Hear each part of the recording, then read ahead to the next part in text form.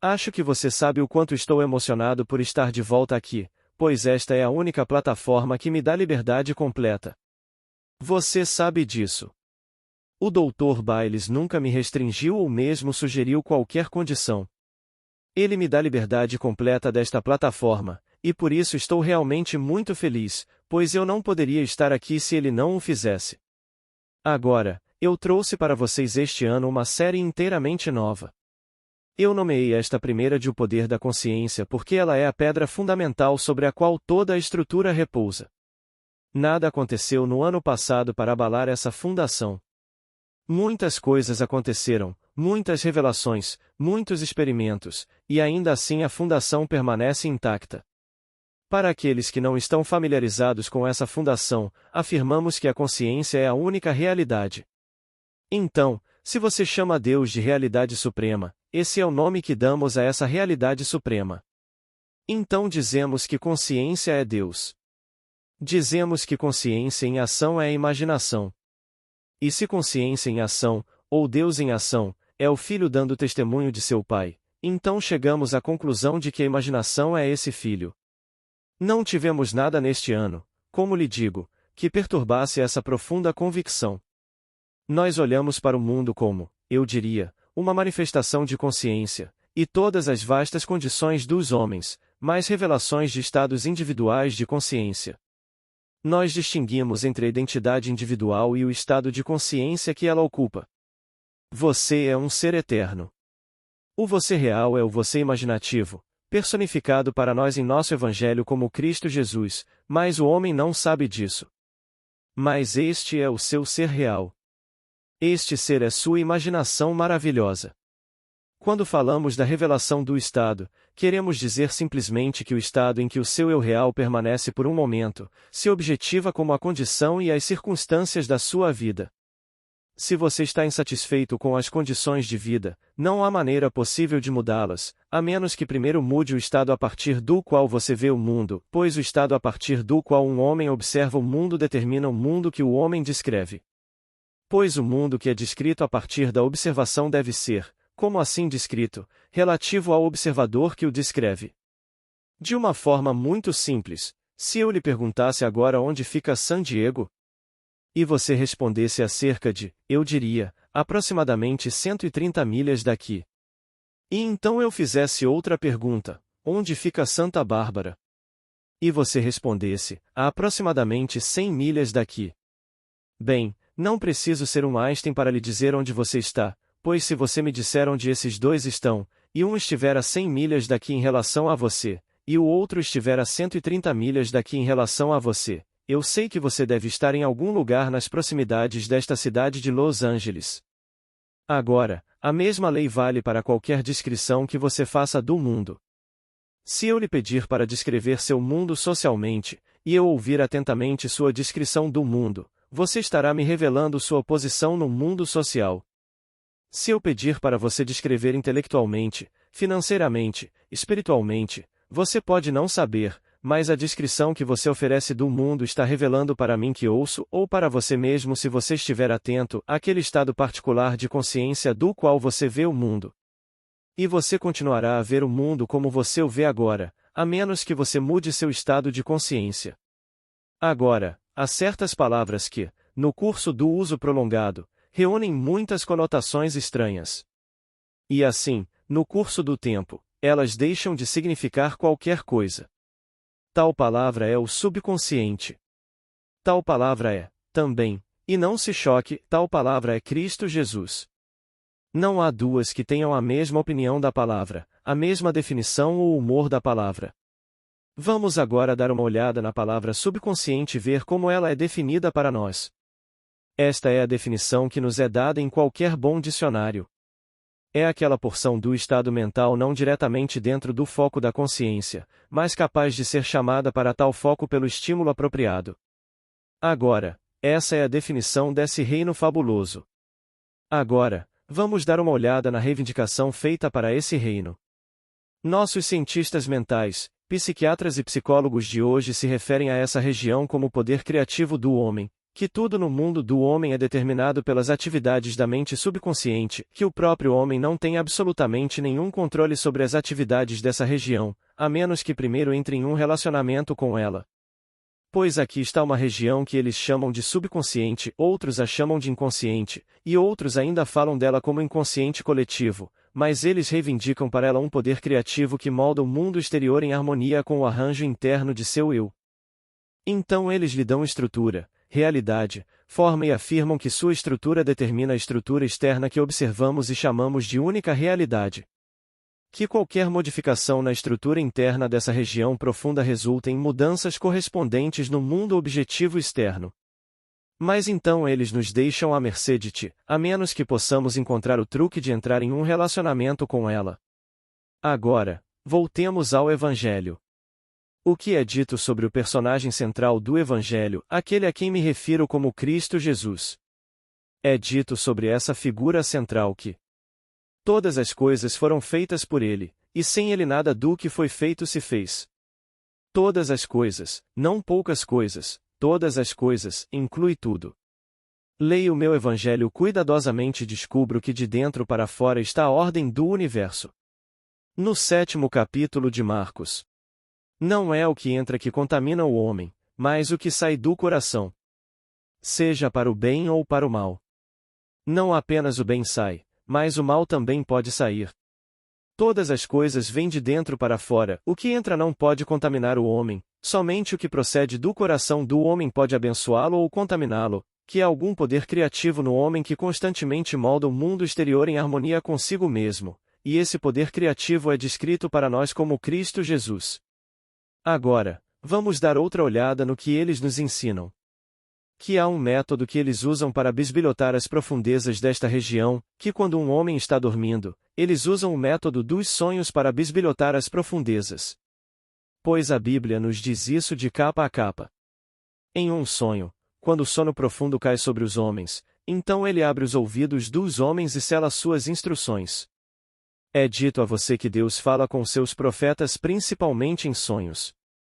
Foi um sonho que os levou a todos a trazer sua grande revelação.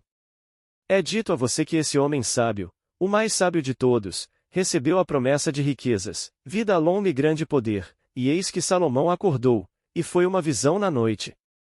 É dito a você que o nascimento da figura central foi profetizado em um sonho, e tudo era apenas um sonho. Agora descobrimos que há outra maneira de olhar para as profundezas, e a maneira desperta de olhar para as profundezas é através da imaginação do homem. Essa imaginação é agora o método desperto usado para investigar essa grande e misteriosa profundidade. Pois os antigos descobriram que se eles realmente descobrissem a realidade última, isso nunca poderia ser por nenhum instrumento feito pelo homem. Para descobrir a realidade última, eles teriam que fazer a mente observar a si mesma, e então registrar com precisão essas observações. Pois eles concluíram que nenhuma descrição da mente feita por qualquer ciência conhecida pelo homem poderia ser uma descrição adequada da mente que fez essa ciência. Então, quando hoje falamos em levar a imaginação a olhar para o fundo, ela está olhando para si mesma. Você define a imaginação para observar a si mesmo e então registrar com precisão essas observações. E você deve chegar à conclusão de que a imaginação é a figura central do Evangelho. Quando você lê seu Evangelho com isso em mente, tudo se torna um livro luminoso. Uma pequena passagem simples, retirada de qualquer passagem, se esta fosse uma reunião aberta, eu o desafiaria agora a me perguntar qualquer coisa sobre a figura central e, usando a técnica simples de identificar essa figura com minha própria imaginação, a resposta seria automática. Então aqui está uma. Pedro, tu me amas? Sim, Senhor, tu sabes que eu te amo. Então apacenta minhas ovelhas. E 3 vezes a mesma pergunta é feita e 3 vezes uma resposta similar é dada. E a última resposta trouxe certa rebelião, pois foi feita 3 vezes. Mas agora você toma isso como imaginação perguntando a si mesma. Descobri meu Salvador, descobri meu pastor, e o que seriam as ovelhas? Pois nossas mentes são como ovelhas errantes, ou nossos pensamentos como ovelhas errantes que não têm pastor. Agora que você me encontrou para ser seu pastor, para ser seu salvador, sua própria imaginação maravilhosa para ser a figura central, agora, você o ama? Você responde sim. Bem, então alimente minhas ovelhas. Bem, então eu não alimentei as ovelhas? Em algum momento em que não alimentei as ovelhas? Quando não o fizeste ao menor dentre estes? Toda vez que imaginaste algum pensamento desagradável contra outro, andaste comigo na lama. E então disseste que me amavas, mas toda vez que a tua imaginação foi exercida em benefício de outro, e não foi exercida amorosamente, não me alimentaste. Andaste comigo na lama. E ainda assim o homem continua cegamente acreditando que serve ao Mestre, acreditando que ele realmente entende Cristo Jesus, que ele entende e ama seu Salvador. E de manhã, ao meio-dia e à noite ele imagina as coisas desagradáveis contra seu próximo, sem saber naquele exato momento que ele estava levando seu Mestre para a sarjeta. E assim nos é dito: busquei água, e não me destes de beber. Busquei comida, e não me destes. Busquei abrigo, e não me acolhestes. Precisava de vestimenta, e não me vestistes. Mas quando essas coisas aconteceram, não me lembro de ter te mandado embora. Quando você não fez isso ao menor entre um desses, você não fez isso a mim. E então quando eu fiz essas coisas? Sempre que você fez isso ao menor entre um desses, você fez isso a mim. E chegará o dia em que o homem descobrirá que o menos falado é ele mesmo. Quando o homem descobre que o maior de todos os tiranos, o mais insolente de todos os infratores, o maior de todos os mendigos é ele mesmo. Então ele descobrirá que precisa da esmola do seu próprio perdão e, em vez de reclamar de si mesmo, começará consigo mesmo a enobrecer seus próprios pensamentos, a se elevar imaginando o melhor de si mesmo primeiro e então compartilhará isso com o mundo ao seu redor. Pois ele olhará para um mundo e o descreverá em relação a si mesmo e não verá mais as coisas desagradáveis que antes via. Pois é isso que queremos dizer com esta pedra fundamental que até agora não foi abalada. Um homem muito sábio, Emerson, disse que sempre que uma teoria verdadeira aparecer, ela será sua própria evidência. Seu teste é que ela explicará os fenômenos da vida. Estou convencido de que temos essa teoria verdadeira, pois essa teoria que damos a vocês aqui de que sua consciência é a única realidade e que o estado particular de consciência em que você permanece é a única causa dos fenômenos de sua vida, não pode ser abalada. Peço que você teste, mesmo que o teste seja motivado pela determinação de refutá-lo. Pedirei que você tente, pois sei que você não irá refutá-lo. Que essa sua consciência maravilhosa é a realidade suprema, e você é livre para escolher o estado para o qual irá. Mas a maioria de nós escolheu, mais imprudentemente. Não há nada de errado com o estado está certo, mas é dar efeito a ele que o torna certo ou errado, no que nos diz respeito. Agora, garanto que nossa teoria não foi repentinamente criada do nada, e as histórias que contei aqui nos últimos 7 anos, os casos clínicos que registrei em meu último livro, O Poder da Consciência, não foram inventadas para se encaixar nessa teoria. Mas essa teoria foi lentamente construída pela observação cuidadosa dos fatos. Pois quando alguém entrava no meu mundo e descrevia seu mundo para mim, revelava o ser que realmente é. Quando eu faço a pergunta simples, o que você quer? E eles nomearam e me disseram que realmente querem de todo o coração, e então eu perguntei a eles como eles viriam o mesmo mundo se tivessem percebido seu objetivo. Olhando para o mesmo mundo, eles começaram a descrevê-lo de forma diferente. Eu disse: agora, essa é a descrição que você deve fazer do mundo. Você deve tecer isso em sua mente, pois ao fazer isso você se move para o estado em que esse mundo se torna real em relação a esse estado. Então, se você agora conhece o mundo que veria se tivesse alcançado seu objetivo, então esse é o mundo que você deve começar a ver no olho da mente. E se com o tempo esse estado se tornar um fato objetivo, então a teoria como você vê não foi feita para se encaixar nele, ela se formou por uma observação cuidadosa desses fatos. Então, se eu pudesse repetir isso uma e outra vez, e cada vez movendo esse eu permanente para o estado desejado e deixando ocupar esse estado por tempo suficiente para torná-lo natural, no momento da naturalidade o estado se torna visivelmente objetivo para eles, então temos uma teoria verdadeira. Pois ela explica os fenômenos da vida. Então aqui, nesta série, trouxemos muitas revelações. Uma coisa que quero enfatizar ao longo de toda a série é a grande diferença entre pensar a partir de um fim e pensar sobre um fim. Agora mesmo estou pensando de Los Angeles, cada parte deste mundo. Se eu devesse pensar nisso, estou pensando nisso. Mas estou pensando de Los Angeles, e a diferença entre os dois. Como você pode ver, um é realidade e o outro é um sonho ainda não tornado realidade, porque a imaginação é a figura central da Bíblia, e nenhum poder no mundo pode impedir sua viagem. Ele pode entrar em qualquer mansão e lá permanecer. Não há poder na face da terra que possa me impedir agora de me imaginar no estado desejado. Então eu começo a pensar a partir disso. Quando eu começo a pensar a partir disso, todos os estados anteriores desaparecem, e esse é o grande Filho de Deus que pode se mudar para qualquer mansão da casa de seu pai e lá ocupar. Se ele alguma vez entrar e ocupá-la, então eu estarei lá na carne também. Então, na casa deste meu pai estão os estados inumeráveis que já existem, e eu, descobrindo quem o Filho realmente é, e somente o Filho pode entrar nessas mansões, então descobrindo que o Filho é minha própria imaginação, eu habitarei na imaginação como se eu habitasse na carne. E então vivendo naquele estado eu tomarei meu corpo também, para que eu possa confirmar aquele estado. Pois habitar no estado por tempo suficiente veste o estado em carne. Então aqui, cada um de nós, se você aceitar, pode, a partir de hoje, ser tão livre quanto o vento. Depende inteiramente de você escolher em qual mansão entrar, pois você é o único arquiteto dos seus sofrimentos ou da sua boa sorte. Não há nenhum poder externo que tenha causado algo que tenha acontecido com você, é simplesmente sua escolha, como eu disse antes, sua escolha imprudente. Sabendo quem você é agora, e não tendo vergonha de reivindicar essa suposição ousada de que Cristo no homem é a imaginação do homem, você deixará de pedir ajuda a alguma força externa. Como dizem os profetas, por que estamos aqui clamando a Deus por ajuda e não a nós mesmos em quem Ele habita, como nossa imaginação? Então por que clamar em outro lugar, quando Ele habita aqui onde estou como minha imaginação?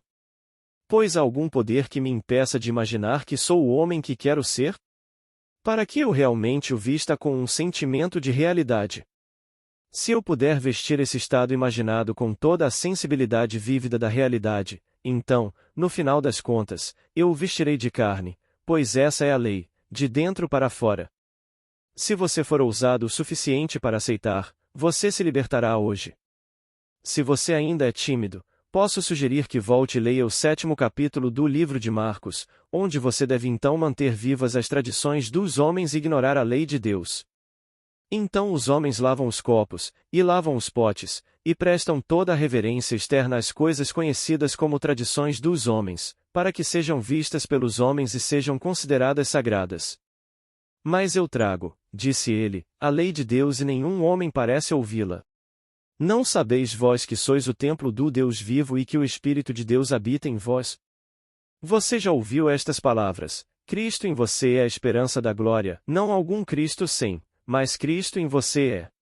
Mas se não somos ousados o suficiente para reivindicar isso, pois nos é dito vocês têm a mente de Cristo, não uma mente que você vai ganhar no futuro, você a tem agora, então reivindique-a e comece a exercitar esse gigante da mente que é chamado de Filho de Deus na Bíblia, e você verá quem realmente é seu Salvador.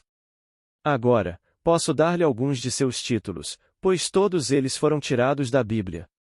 Ele é chamado de Redentor. Ele é chamado de Salvador. Ele é chamado de Páscoa. Ele é chamado de Segundo Homem. Ele é chamado de o Desejado de todas as nações. Agora pegue-o e veja como ele se encaixa em sua maravilhosa imaginação. O homem que você não sabe que existe, aquele segundo homem, é o você imaginativo, aquele que você mantém cativo ao aceitar a evidência do sentido e somente aquilo que a razão dita. Se você libertar agora o segundo homem, verá como ele é a Páscoa. Ele pode passar agora deste estado presente para qualquer estado desejado no mundo, pois nenhum poder pode impedi-lo de habitar na imaginação onde você deseja habitar. Então, colocando-se lá, você começa a pensar a partir disso, e não constantemente se mata de fome pensando nisso. Então eu irei e o prepararei, e preparando-o eu habitarei nele, e começarei a pensar a partir dele. Agora, eu lhe asseguro, Inúmeras histórias semelhantes me foram contadas no ano passado por aqueles que acreditaram em mim e começaram a despertar Cristo interiormente, pois ele estava dormindo enquanto os sentidos ditavam cada passo deles. E então, negando completamente a evidência dos sentidos e imaginando corajosamente que eram o que desejavam ser, eles encontraram seu Salvador, e o que o mundo poderia fazer para levá-los de volta às tradições dos homens? Eles estão livres de todas as tradições dos homens, e então nenhum homem pode aparecer diante deles e se autodenominar o intermediário entre o homem e Deus. Então eles são afastados de todos os intermediários, tendo encontrado o único Redentor, e o Redentor é o único intermediário entre o homem e Deus. Então você sabe que sempre que você exercita sua imaginação amorosamente em nome de outro, você está literalmente mediando Deus para o homem. Então você não precisa de nenhuma das tradições dos homens e as mantém vivas, esperando que você seja considerado por algum poder invisível, algum ser sagrado. Então, vamos voltar e refrescar novamente essa palavra que foi tão abusada, que agora é sua imaginação, que as pessoas, sem definir, chamam de subconsciente como se fosse um apêndice. As pessoas andam por aí falando de minha mente subconsciente, ou minha mente inconsciente, sem saber a que estão se referindo. Bem, essa série fabulosa de estados mentais é sua imaginação. E posso dizer que ele tem forma, tem estrutura, tão real quanto o mundo objetivo visível, que o mundo interior é um mundo de realidade. Chame-o por qualquer nome. Eu o chamo de minha imaginação maravilhosa, e ele assume a forma de tudo que eu aceito e consinto como verdade. Ele realmente assume a forma da soma total de todas as minhas crenças. E minhas crenças não precisam ser verdadeiras. Elas não precisam chegar perto da verdade. Minhas crenças podem ser preconceitos, elas podem ser superstições, ela não se importa, ela pegará todas as listras dos homens e as vestirá. Então, ele assumirá a forma da soma total de tudo que o homem consente neste mundo e, então, moldará o mundo exterior em harmonia com o arranjo interno de si mesmo. Portanto, para mudar o mundo exterior, devo modificar ou mudar, de alguma forma alterar, a estrutura do homem interior ou segundo homem, o segundo homem sendo minha imaginação. Então, eu me propus a me observar e a observar como minha imaginação funciona. E aqui está algo que vai lhe interessar.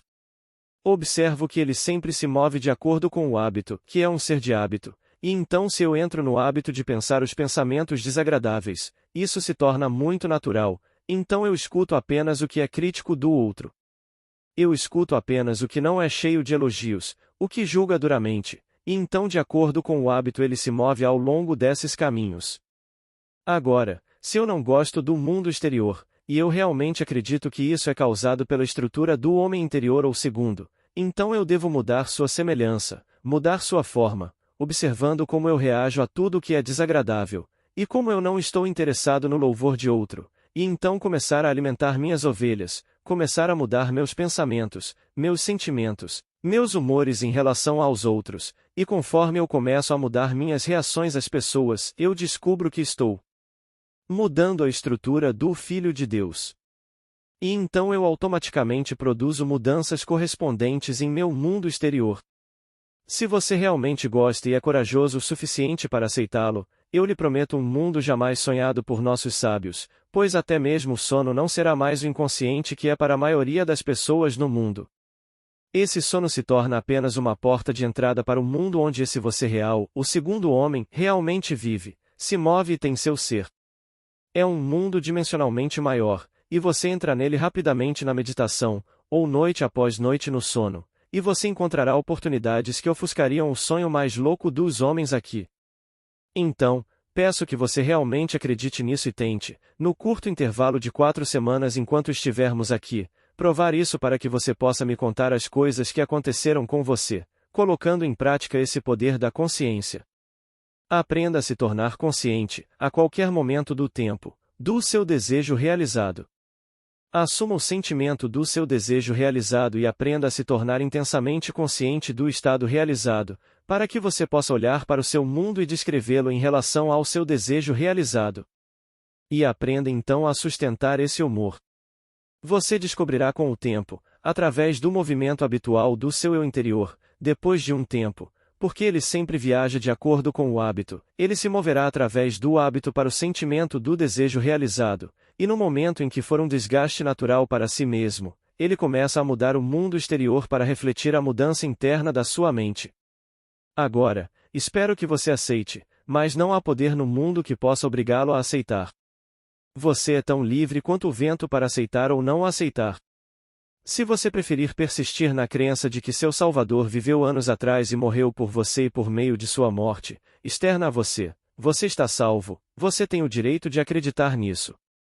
Como eu disse antes, como o seu eu interior é moldado em harmonia com a soma total de todas as suas crenças, você continuará a ter provas visíveis da verdade dessa crença.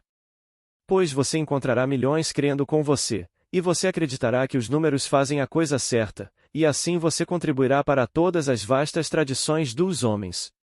Se você quer sair e se separar e encontrar seu Salvador onde você só o encontrará dentro de você ao configurar sua imaginação para observar a si mesma. Você deve chegar à mesma conclusão, que esta realidade última que os homens chamam de Deus, que os antigos definiram como eu sou, é sua própria consciência maravilhosa e que ele em ação, ou o Filho, ou Cristo Jesus, é sua imaginação. E então, tendo descoberto, você começa realmente a alimentar as ovelhas e você vai parar, a partir de agora, com esse andar do seu Salvador na lama. Agora vejo que meu tempo acabou, então, neste momento, assumirei a cadeira e deixarei que todos nós nos juntemos para exercitar nossa imaginação amorosamente em benefício do outro. Simplesmente imagine que eles estão falando com você, e eles estão lhe dizendo o que gostariam de lhe dizer, e você escuta como se tivesse ouvido, e então você colocará em prática o primeiro versículo do 5º capítulo do livro de Efésios. Sede imitadores de Deus, como filhos amados, pois como eu imitaria meu Pai. Ele chama as coisas que agora não são vistas como se fossem, e o invisível se torna visível. Essa é a maneira como meu Pai chamou as coisas à existência, e eu sou chamado para ser um imitador de meu Pai como um filho querido. Por enquanto, chamarei a voz imaginária. Ouvirei como se tivesse ouvido o que quero ouvir. Olharei como se estivesse vendo o que quero ver, e se persistir em minha escuta e meu olhar, estarei então imitando meu Pai como um filho querido, e ele não me enganará. Ele chamará a carne, a realidade objetiva, aquilo que presumi ter ouvido e visto. Agora, vamos entrar no silêncio. Amigos, antes de terminar o áudio de hoje, quero agradecer o apoio de todos que comentam, curtem e compartilham nossos conteúdos. Também quero agradecer aos novos membros do canal. O meu muito obrigada. Paz e bênçãos na vida de todos.